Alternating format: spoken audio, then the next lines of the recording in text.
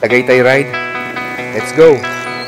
Honda Giorno 125 riders.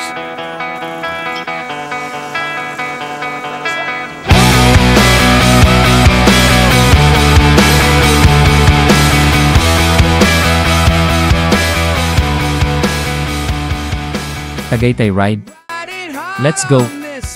Honda Giorno 125 riders from Cavite and Batangas, nagkita-kita kami para sa isang solid na tambay. Maaga pa lang, rumaragasan na ang mga naka-Giorno. Ang dami, men! Iba-ibang kulay, iba-ibang setup. Bawat isa may sariling kwento. Yung iba dito, gumastos ng halos 100,000 pesos para lang sa setup. From retro to modern, look, walang tapon. Formang-forma lahat. Pero ang pinaka-astig, yung samahan. Walang inggitan, lahat suportahan. Iisang trip lang, passion para sa motor at biyahe.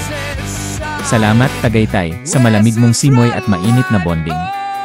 Honda Giorno Riders, till next ride. Ride safe. Chasing the